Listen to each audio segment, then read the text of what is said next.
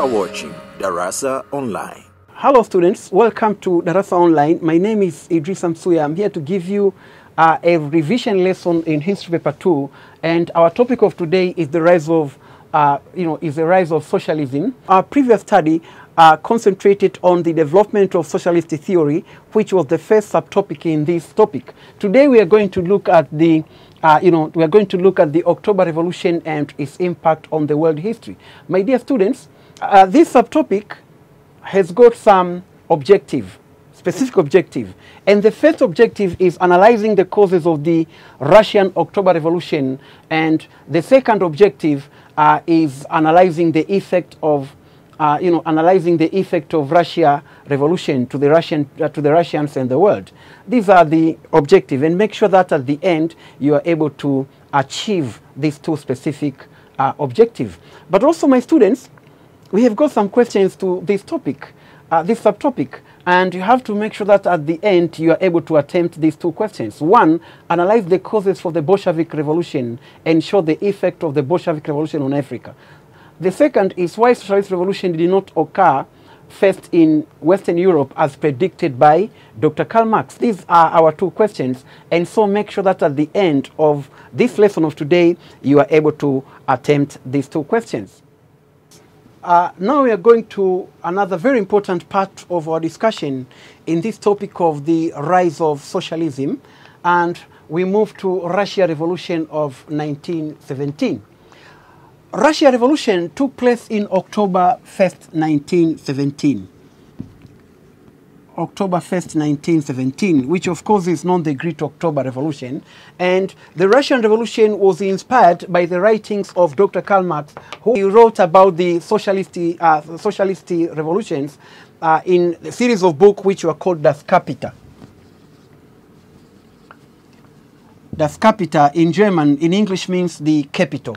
And he explained about the capitalism and the crisis that capitalism produced. So Marx said the more the development of capitalism, the more the suffering of the workers and the nearer the revolution. And above all, Marx said, what the capitalists produce out of the exploitation, as we have said earlier, it is nothing but to prepare their own grave diggers. My dear students, Marx had predicted revolution to occur first in Britain and Germany, because at that time he was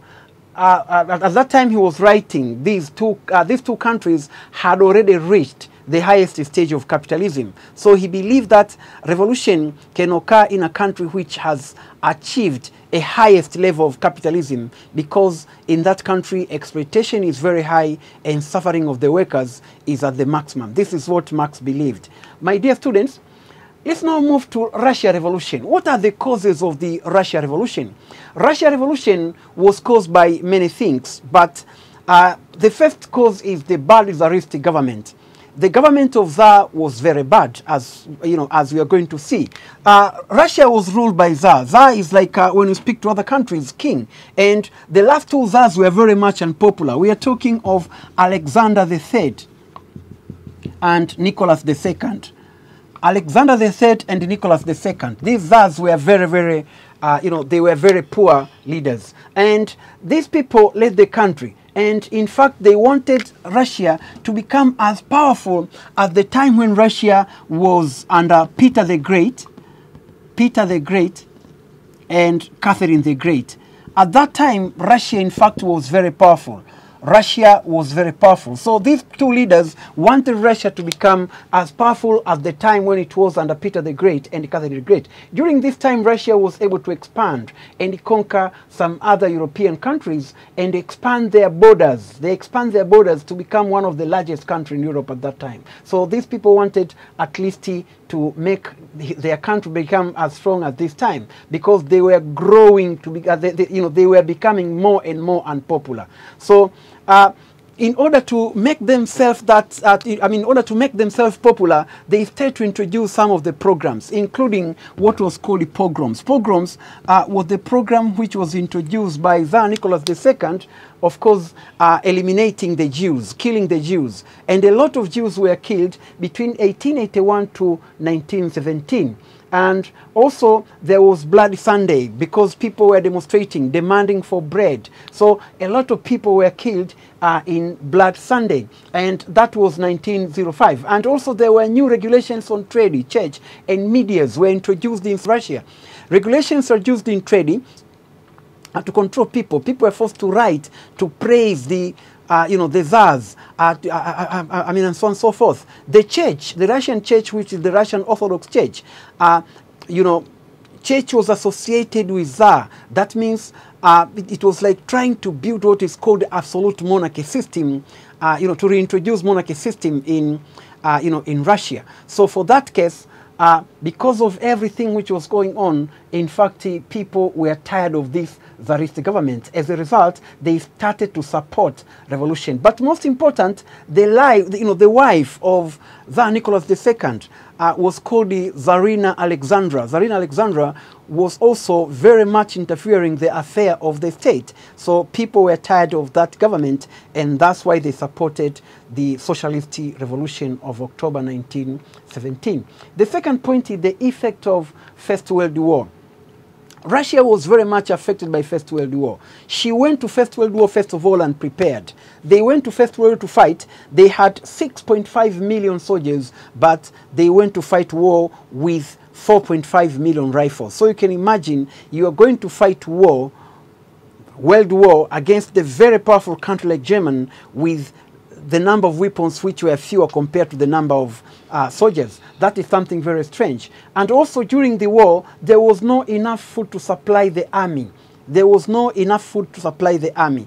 It was very strange. So soldiers, sometimes they were running away from the, from the war front because of shortage of food. So you can see. And most important, the socialists, on the other hand, they were convincing the Russian people that there was no need of fighting that war because that war was pure and typical imperialistic in nature. And Russia at that time was not an imperialist state. She was just on the transformation from agrarian state to an industrial state. So she was not an imperialist state. So why should they fight that war? So it's because of that that a lot of people wanted Russia to withdraw from the war. And unfortunately, Nicholas II, he didn't want to withdraw his country from the war. So for that case, people supported the revolution. And you can see this picture.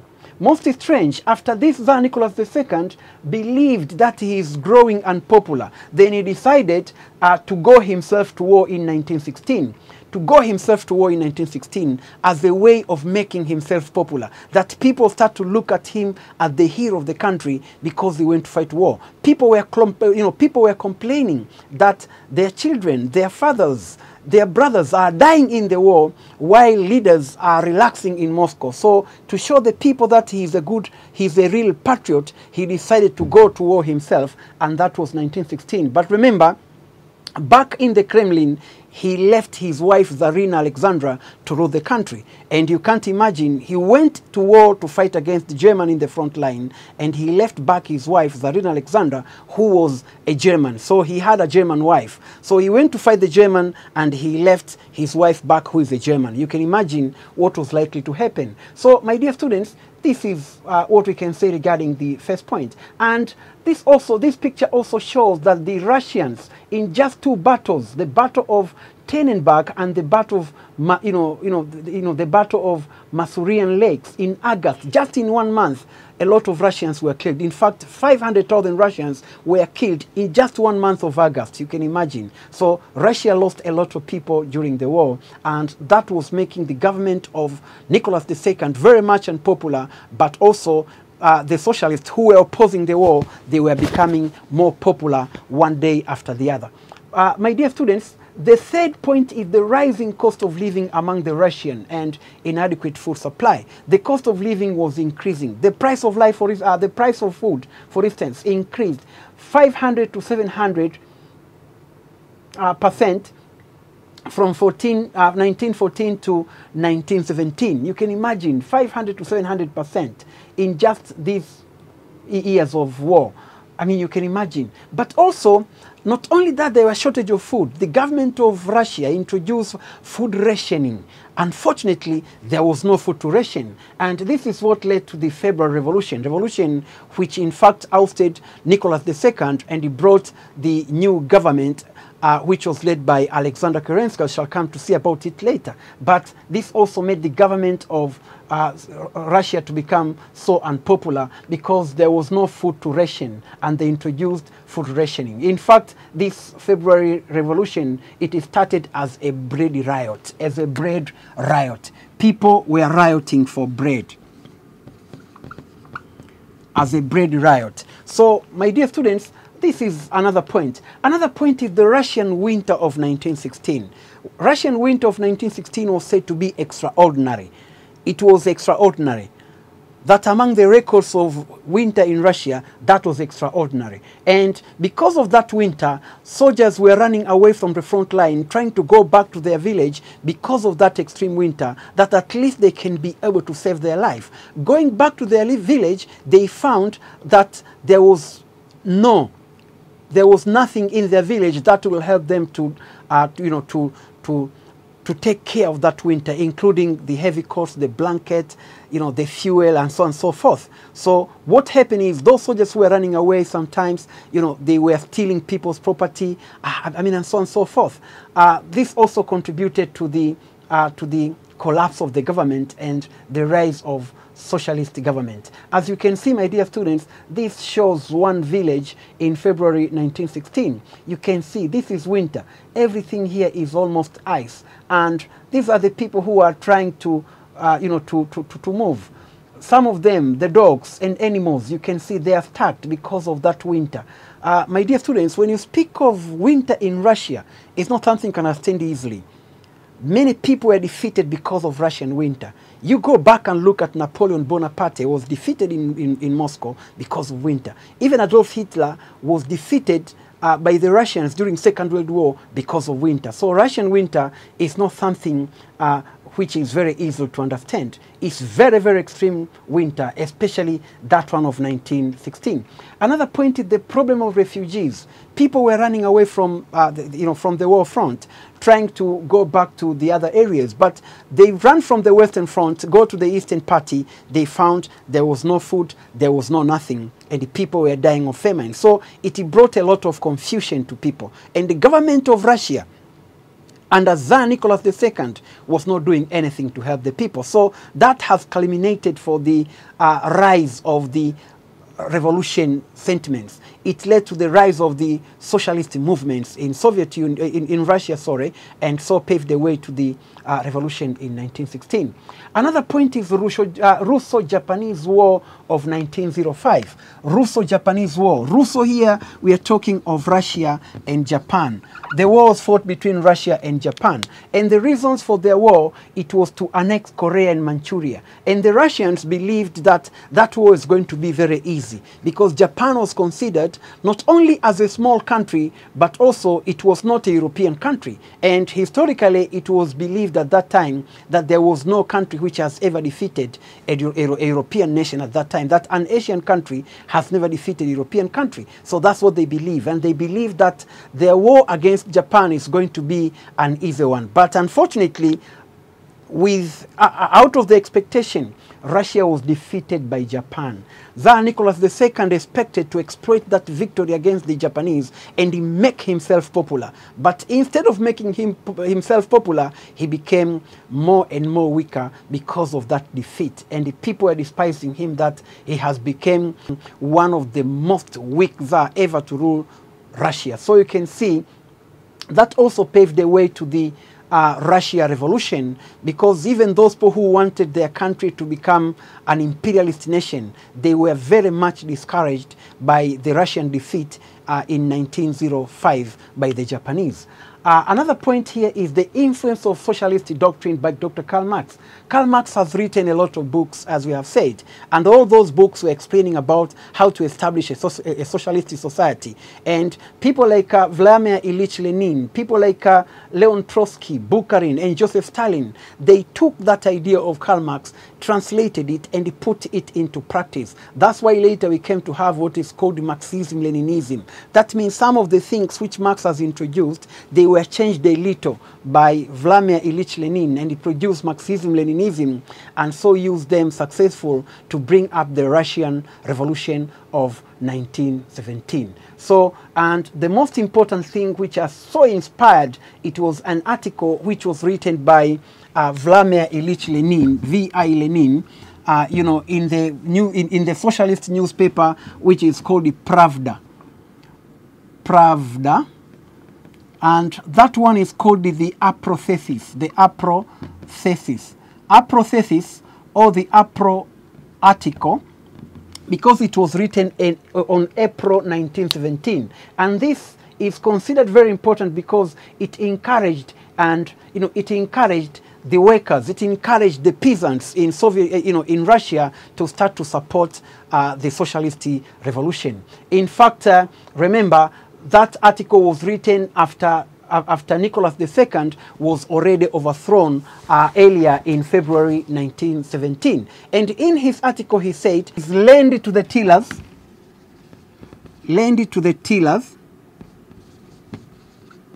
power and bread to the Soviet."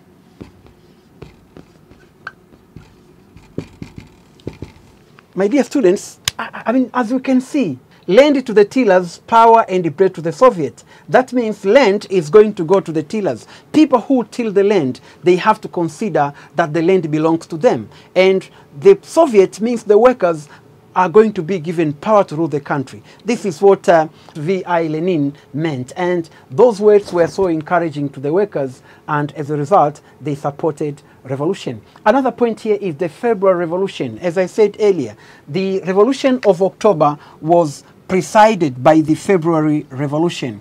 There was revolution on February, and this February Revolution, ousted Nicholas II, was abducted, and he was removed from the throne.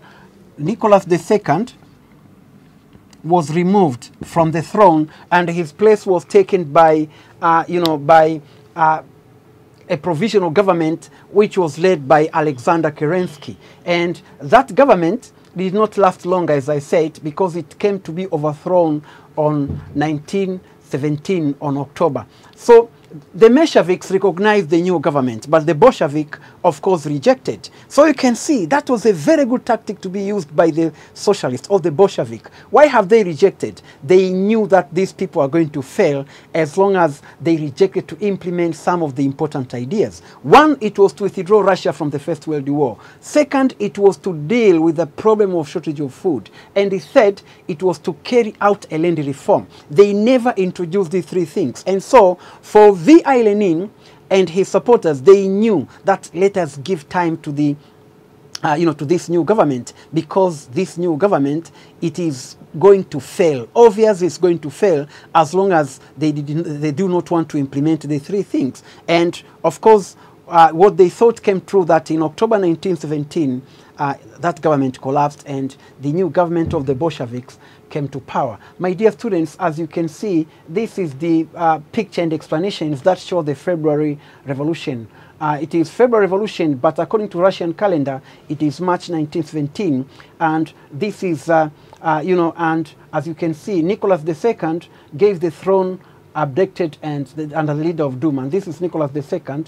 The provisional government failed to win support from the people. Why? Of course, I've said they did not introduce reform. That's one. Two, they did not solve the problem of shortage of food. And third, they did not, they did not introduce the land reform that will guarantee the peasants with enough land. So it's because of that this government of Alexander Kerensky has to fail as well.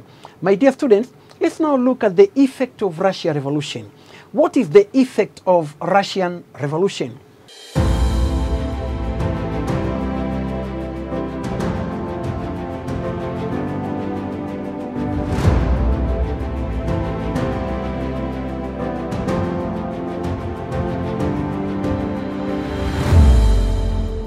Let's now look at the effect of Russia revolution to the Russians. How Russian people were affected by the Russia revolution. The first effect of Russia revolution to the Russians is the outbreak of Russian civil war. Civil war broke out in Russia between the Red Army and the White Army. The Red Army was the Bolshevik army, and the White Army was those people who were overthrown, led by Alexander Kerensky, and they were supported by United States of America, Britain, France.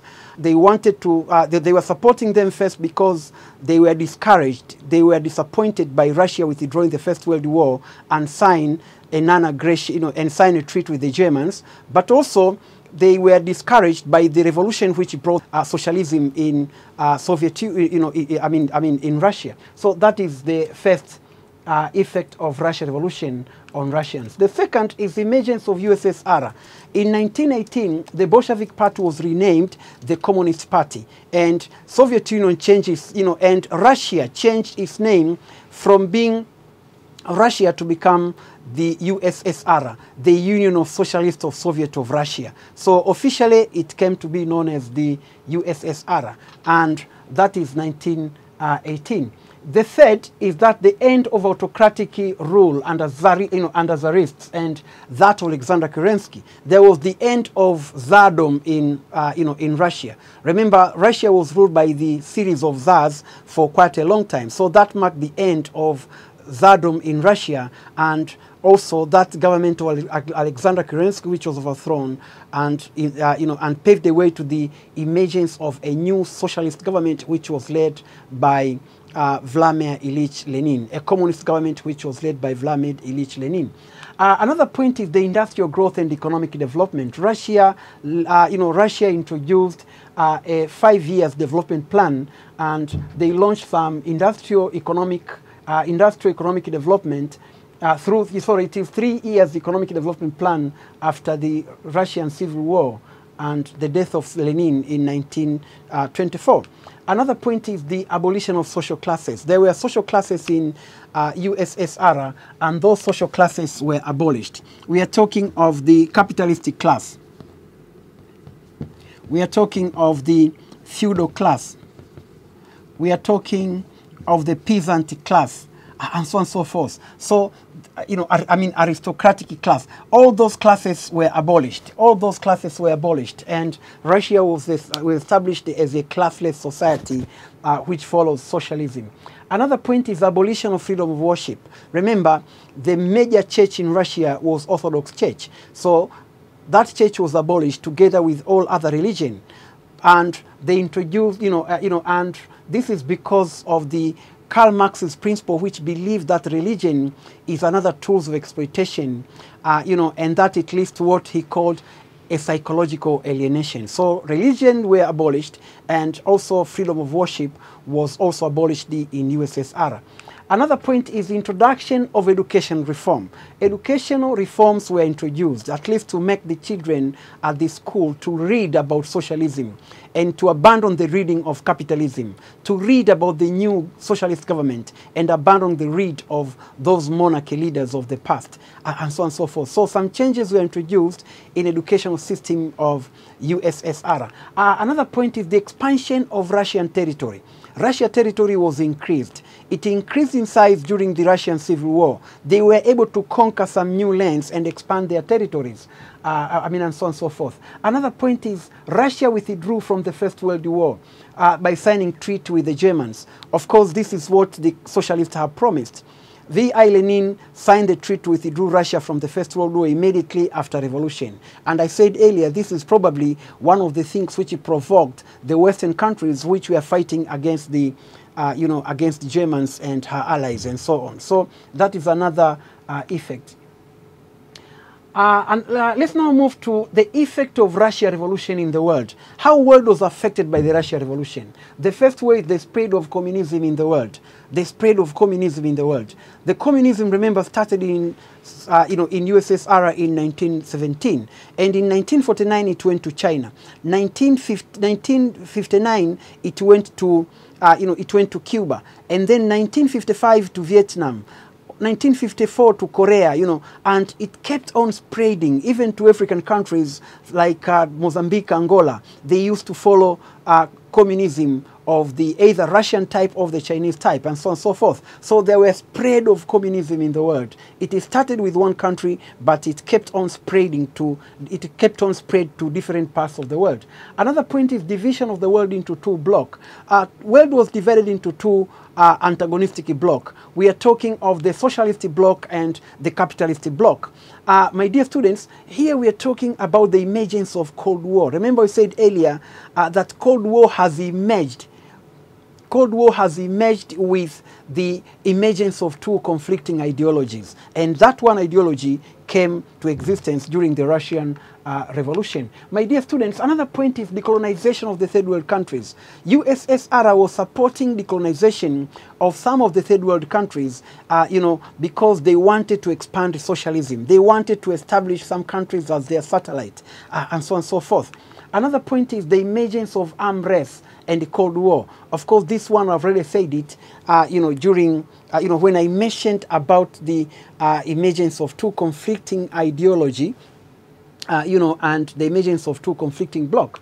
My dear students, another point is the emergence of interstate war and civil war to some of the third world countries. Those wars were ideologically motivated because of the emergence of socialism, and the Americans, on the other hand, were supporting either rebels or government which was anti-socialist. And as you can see, there were different kind of civil wars all over the world which were ideologically motivated. War that would have never occurred probably if there was no socialism, which was brought into being by the Russian Revolution of 1917. My dear students, let's now break for a while and come back for the questions.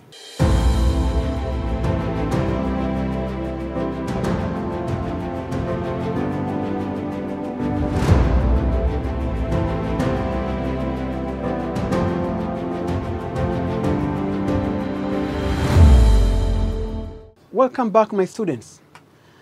Just as what we said in the beginning of our lesson of today, that you have to make sure that at the end of this lesson, you are able to attempt some questions, the questions that I gave you. Of course, with some other questions which come from this subtopic.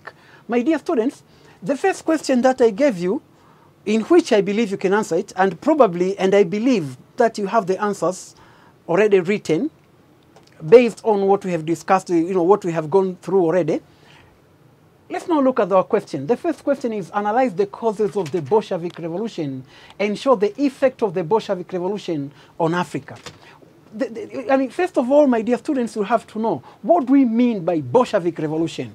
And when the Bolsheviks was referring to those people who were fighting, those people who were the socialists, the communists in Russia. Before they were called the communists, they used to call themselves Bolsheviks. In fact, if you read, you will find there were Bolsheviks and Mensheviks. So the Bolsheviks were the socialists, and that's what we are referring. So it's like saying, analyze the causes of the communist revolution and show the effect of the communist revolution on Africa. So the question now, I think, is very open and very simple. My dear students, let's now look at the causes.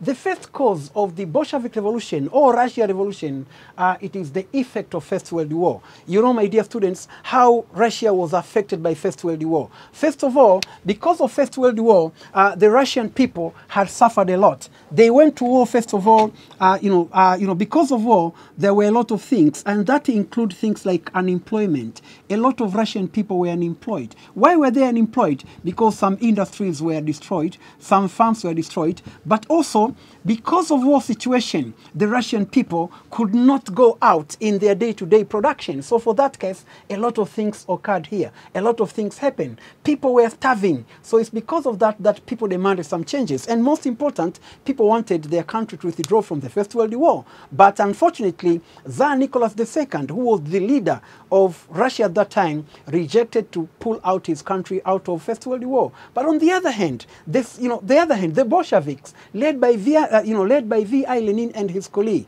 they were also trying to convince people that they didn't see any reason why Russia should go to war, because that First World War was imperialistic in nature, and Russia was not an imperialist nation. So it was as if Russia went to war for other nations, particularly the British and the French, who were fighting in the same ally. So people believed the communists, people believed the Bolsheviks, and as a result, they have to support the revolution. The second point here, my dear students, as you can see, is bad Tsarist government. The government of Tsar was very bad. Here we are speaking of the last two Tsars especially. We are talking of Alexander III, and also we are talking about Nicholas II. These two leaders were very bad. In fact, they were autocratic rulers.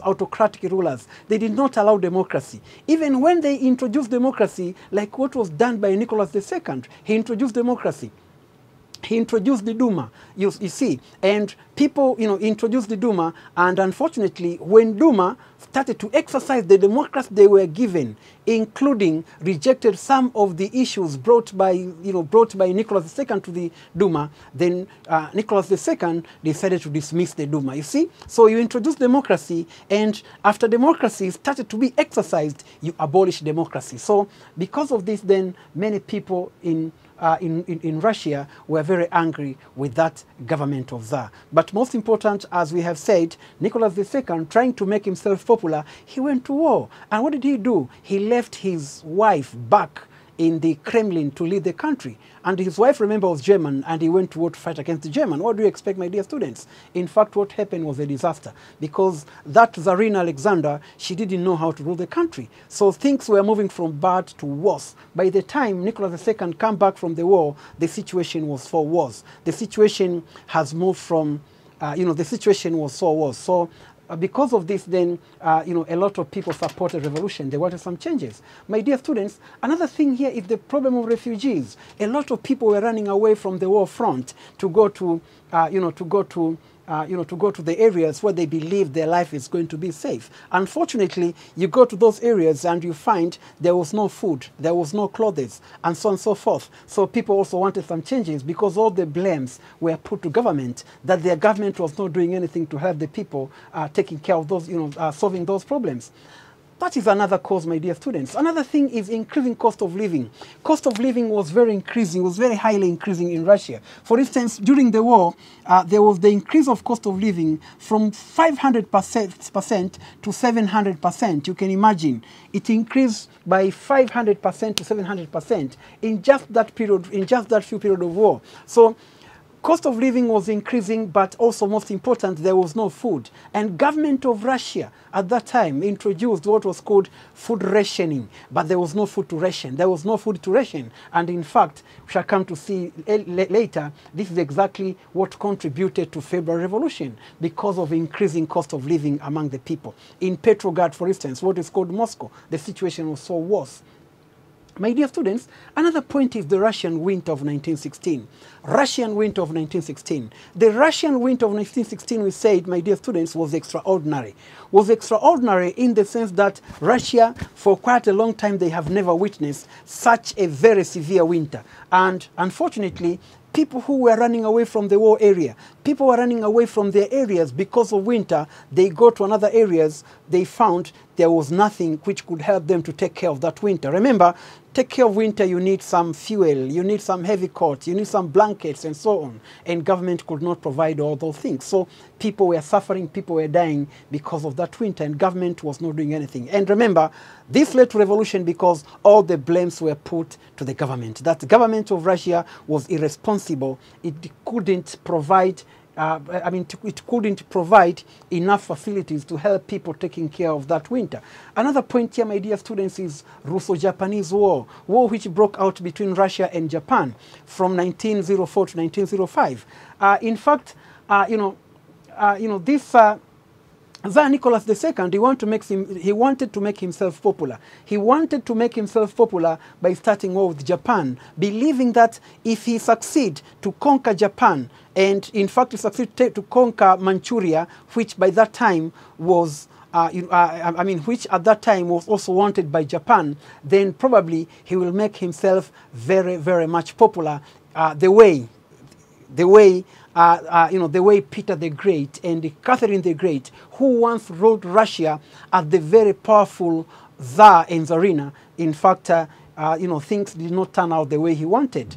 But, why? Because Russia was defeated in that Russo-Japanese war. And he wanted to become popular, but at the end of the war, he ended up being most unpopular leader, most unpopular Tsar, in Russia. So because of what I've said then, people wanted some changes because they believed that not only that this Tsar is a bad leader, but also is making their country to become weak. Remember, Japan is an Asian country, Russia is a European country. So Russia became the first European country to be defeated by an Asian country. That was very strange. Another point is the role of Marx and Lenin. We have said about it, that the writings of Dr. Karl Marx has inspired the revolution, especially in what he said, in what he said, workers should have to join together for revolution because they have nothing to lose except their chain. So you can see, my dear students, all these things has contributed to revolution. Another thing is Federal Revolution, my dear students. I already said that Alexander Kerensky came to power because of that revolution, which of course did not last longer, because in October 1st, 1917, V.I. Lenin led the Bolsheviks to revolution of October 1917.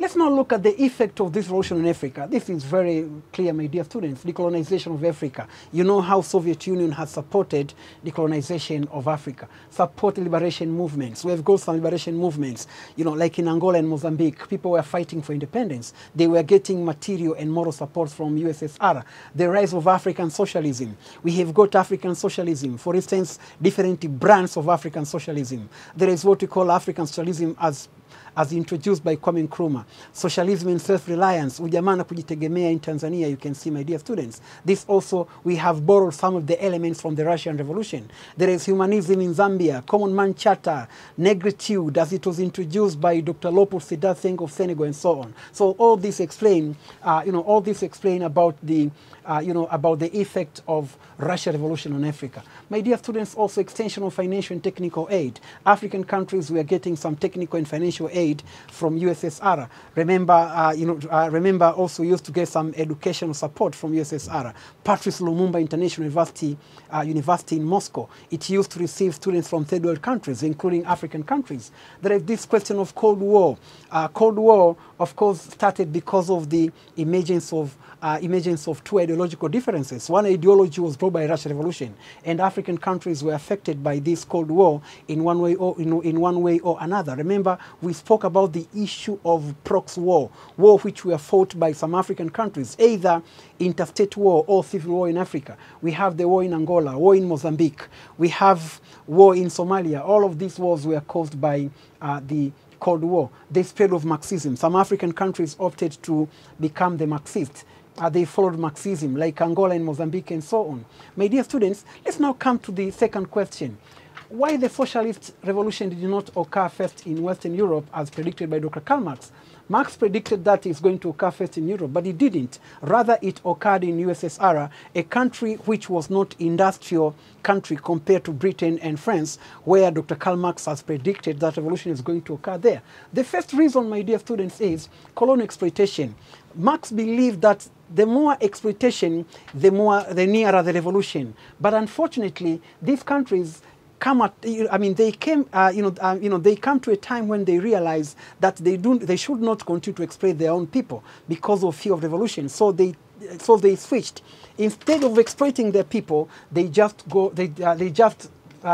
went in different parts of the world and start to exploit other people by establishing colonies. So colonial exploitation then has replaced the workers' exploitation at home. So that, to some extent, has helped to avoid the possibility of revolution. Another point here is the strong liberal democracy. They introduced democracy which is very strong, And that democracy which has been introduced has allowed people to express their feeling, people to choose leaders, people to freedom of movement, freedom of assembly and so on. In fact, people had the freedom to criticize their leaders, people have the freedom of movement, people have the freedom of expression and so on. So for that case, when people are suffering, then they have a place, they have a venue to express about their suffering. And sometimes they can be held through democracy and so on. So this also helped a lot to avoid the possibility of revolution in those advanced countries of Western Europe. Another point here is the role of trade unions. The trade unions have played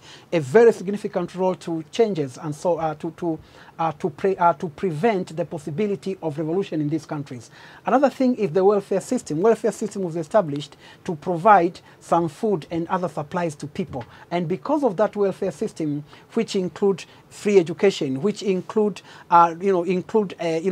free money to people who are employed, like the case of Britain where they introduced the dole money under the Poor Law Amendment Act of 1834, which was supported by the Unemployed Beneficiaries Act number 40 in Britain. So people are getting money without working. In the United States, for instance, they came to introduce that system during the New Deal. So this also has helped a lot to avoid the possibility of revolution. My dear students, another point is the strength of capitalist government. Capitalist government is very strong. And when the workers are planning to overthrow that government, the government also is planning to stay in power. They always want to maintain their status quo. So this also is one of the things which has contributed to revolution not to occur in Britain or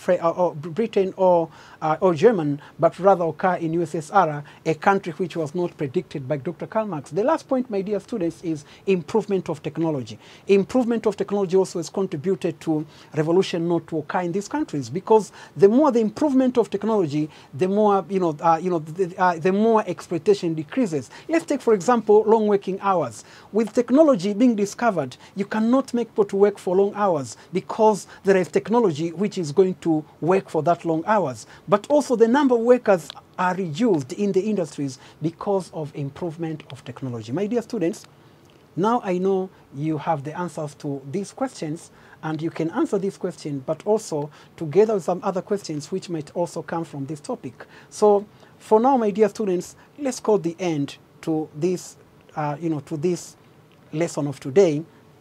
My dear students, let's meet next time, and our next lesson will be also in this topic of the rise of socialism, and we'll focus on the Chinese Revolution and its impact on the world, as well as the fall of USSR. So my dear students, let's now call the end to our discussion of today. Let's meet next time. Thank you very much for watching and listening. Goodbye.